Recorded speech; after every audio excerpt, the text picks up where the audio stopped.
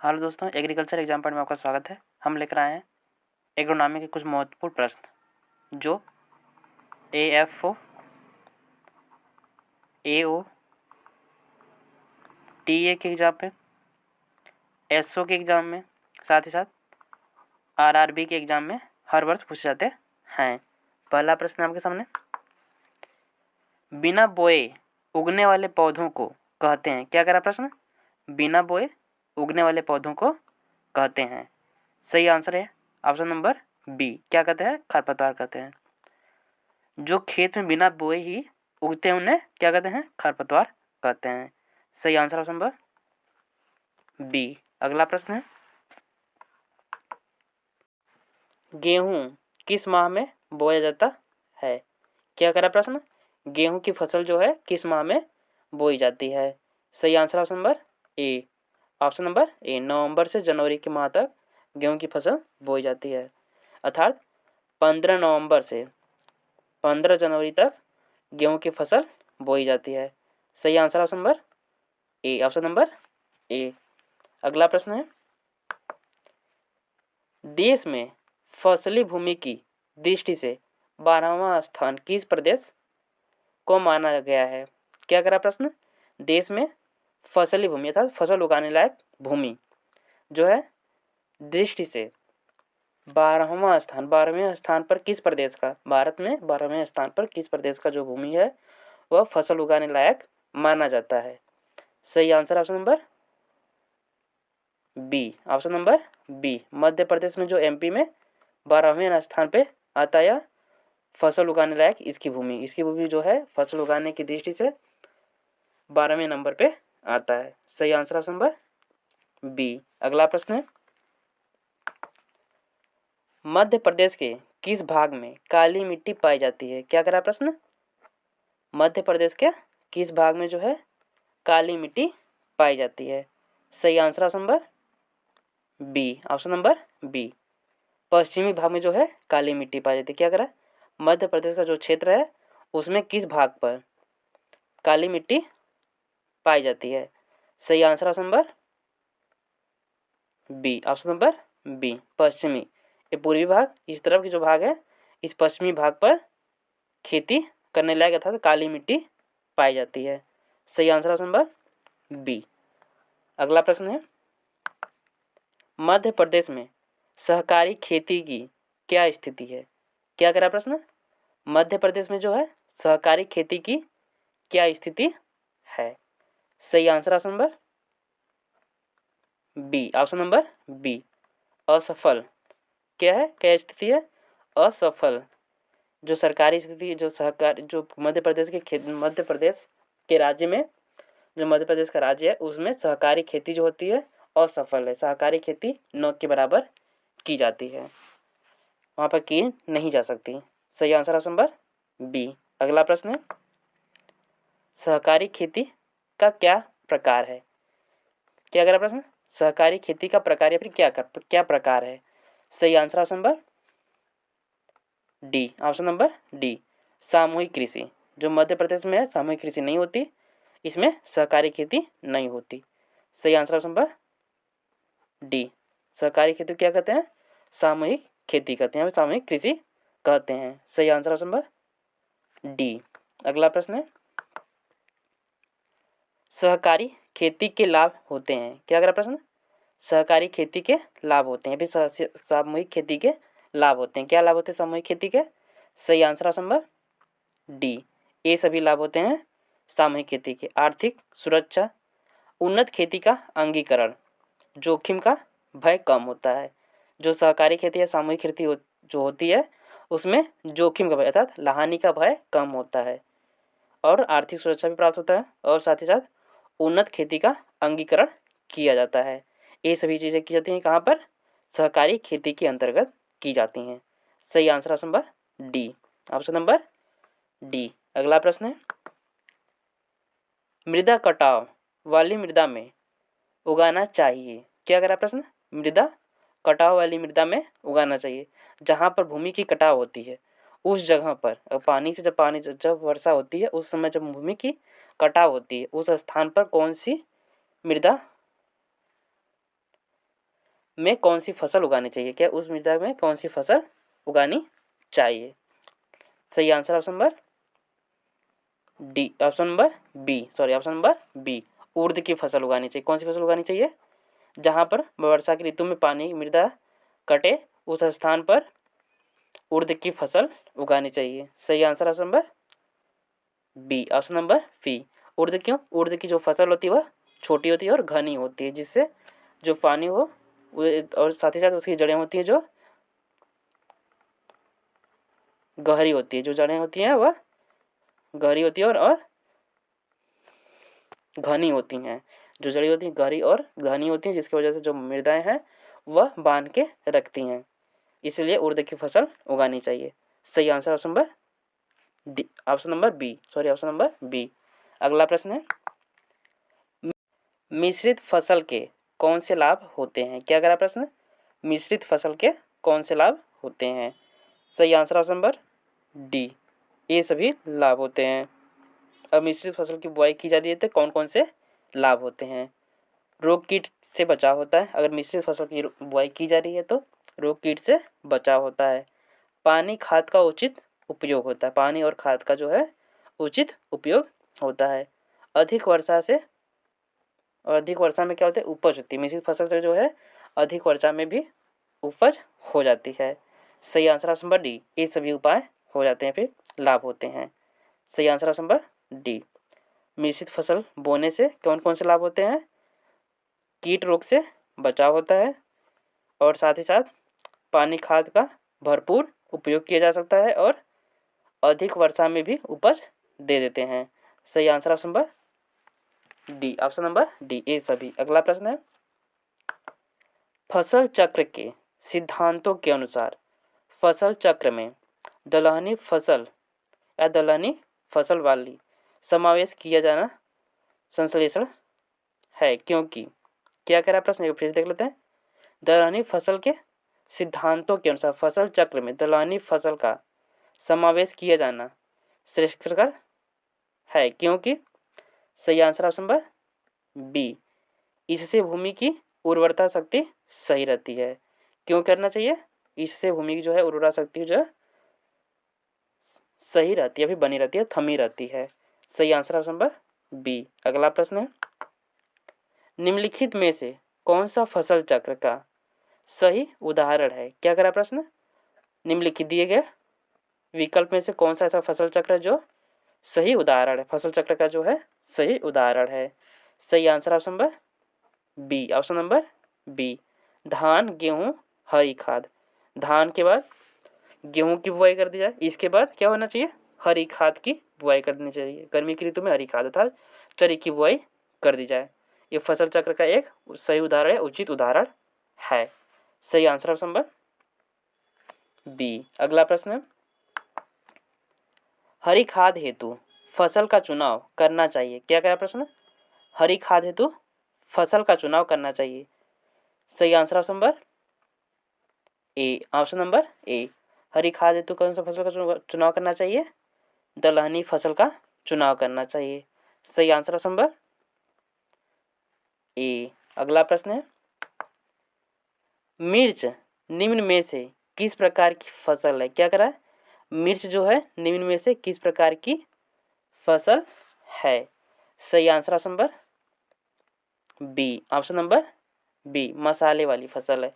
जो मिर्च की फसल होती है वह कौन सी फसल होती है, मसाले वाली फसल होती है। सब्जी वाली फसल मिर्च नहीं है, नशे वाली फसल मिर्च नहीं है और फल वाली फसल मिर्च नहीं है।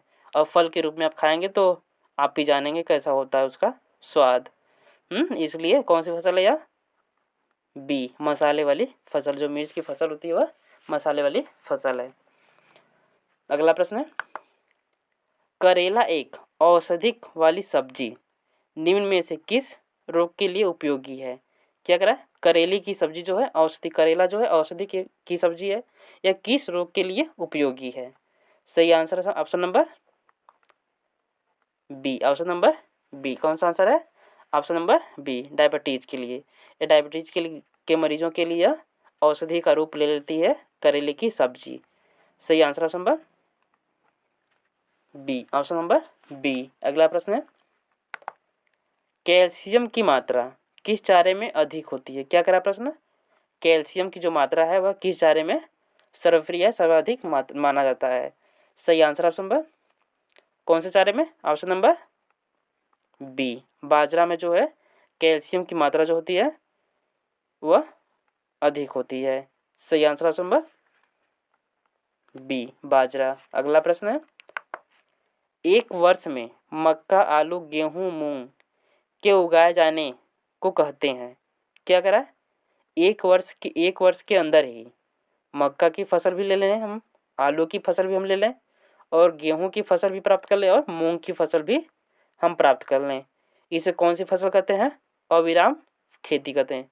कौन सी फसल प्रणाली के अंतर्गत आएगा? अविराम खेती। अर्थात खेती को एक भी समय के लिए, एक महीने के लिए आराम न देना ही अविराम फसल कहलाता है। जब मक्के की फसल के बाद तुरंत आलू की फसल, आलू की फसल के तुरंत होने के बाद तुरंत गेहूं की फसल और गेहूं की फसल होने के बाद तुरंत मूंग की फसल प्राप्त करना ही अविराम खेती कहलाती है। कौन सी खेती कहलाती है? अविराम खेती कहलाती है। सही आंसर ऑप्शन नंबर ए। अगला प्रश्न है, आलू खोदने से पहले आलू के कुनों में गेहूं बोने जैसी खेती को कहा जाता है? क्या करा है? आलू खोदने से पहले, आलू को उसमें से खेत में से आलू को निकालने से पहले या खेत में जो आलू पड़ी हुई है उसमें उसे निकालने से पहले ही उसमें आलू के जो कूड़ होते हैं, आलू की नालियाँ बनी होती हैं ना, यहाँ पे आलू बोगी, यहाँ पे ये जो नालियाँ बनी हैं इनके बीच में गेहूँ बोने की, गेहूँ बोने जो इसकी क्या होता है, इसमें गेहूँ बो दिया जाए, इस बोने की प्रक्रिया को क्या कहते हैं? सही answer option number B, option number B. क्या कहते हैं? रीले खेती कहते हैं। इसके बीच में बो दिया गया, इसको क्या कहेंगे? रीले खेती।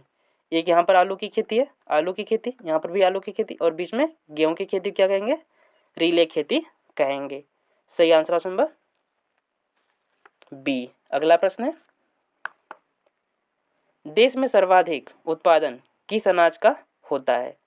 क्या करा प्रश्न? देश में सर्वाधिक उत्पादन किस अनाज का होता है? सही आंसर ऑप्शन नंबर सी, चावल का होता है। सही आंसर ऑप्शन नंबर सी, चावल का जो है देश में सर्वाधिक मात्रा में उत्पादन होता है। अगला प्रश्न है, दलहन में कौन सी फसल सबसे ज़्यादा पैदा देती है? क्या करा प्रश्न? दलहन में जो है दलहनी फसल, क्या दलहन साथ दलहनी फसल में कौन सी फसल है जो सबसे अधिक मात्रा में उत्पादन देती है या पैदा देती है, किसानों को सबसे अधिक मात्रा में उत्पादन देती है? सही आंसर ऑप्शन नंबर डी, चना जो है सबसे अधिक मात्रा में किसानों को उत्पादन प्राप्त करती है, प्रदान करती है। सही आंसर ऑप्शन नंबर डी। अगला प्रश्न है, हरी खाद के लिए उपयुक्त फसल का उदाहरण है? क्या करें? हरी खाद के लिए दिए गए विकल्प में से कौन सा फसल है जो उपयुक्त माना जाता है हरी खाद के लिए? सही answer option number C, option number C, सनई जो है हरी खाद के लिए सर्वप्रिय सर्वोपयुक्त माना जाता है। सही आंसर ऑप्शन नंबर सी, सनई। अगला प्रश्न है, अनाज वाली फसलें किस कुल में आती हैं? क्या करा प्रश्न? अनाज वाली जो फसलें हैं वह किस कुल में आती हैं? सही आंसर ऑप्शन नंबर किस कुल में आती हैं? ऑप्शन नंबर सी, ग्रेमनी कुल में आती है। कौन सी कुल में आती है? ग्रेमनी। सही answer option number option number C, Germany. अगला प्रश्न है, रंग की प्राप्ति के लिए उगाया जाता है? क्या करा प्रश्न? रंग की प्राप्ति के लिए उगाया जाता है।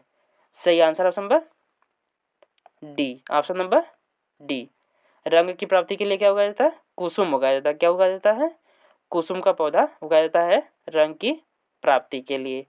सही आंसर ऑप्शन नंबर डी। अगला प्रश्न है, निम्न में से कौन सी फसल दो ऋतुओं में खड़ी रहती है? क्या करा प्रश्न? निम्न में से दिए गए विकल्प में से कौन ऐसी फसल है जो दो ऋतुओं में खड़ी रहती है?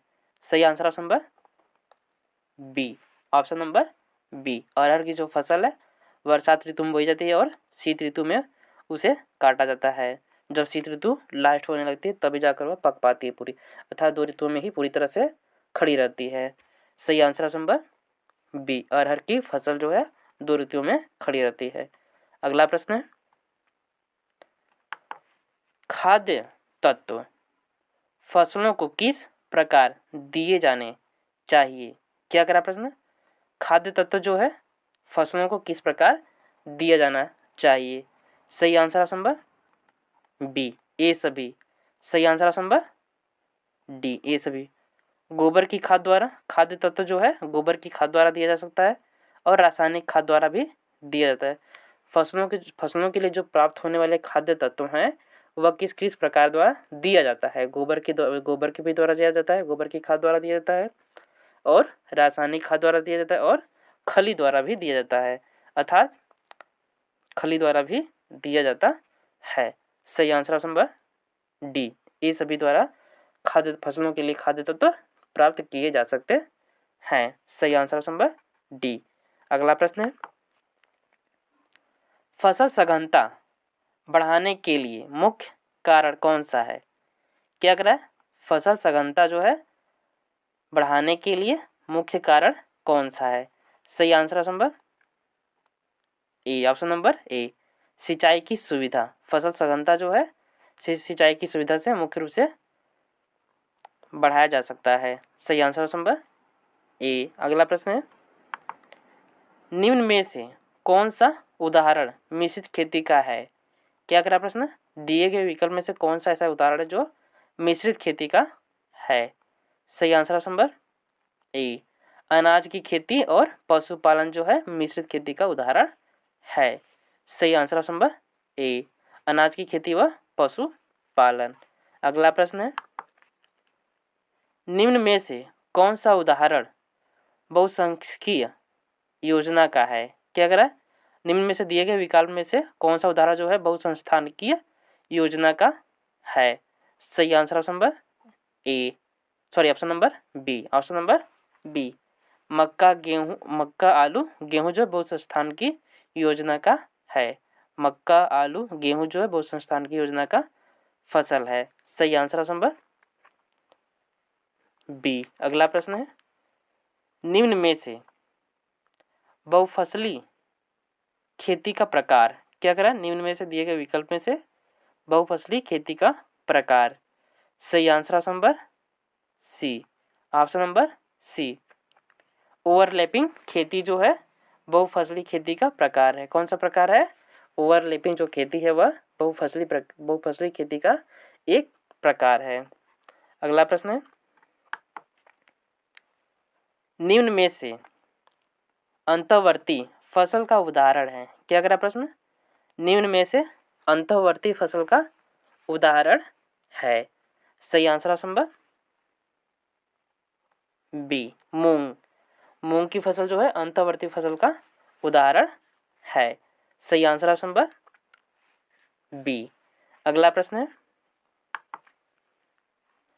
चाय किस प्रांत में सबसे ज़्यादा पैदा की जाती है? क्या करा है?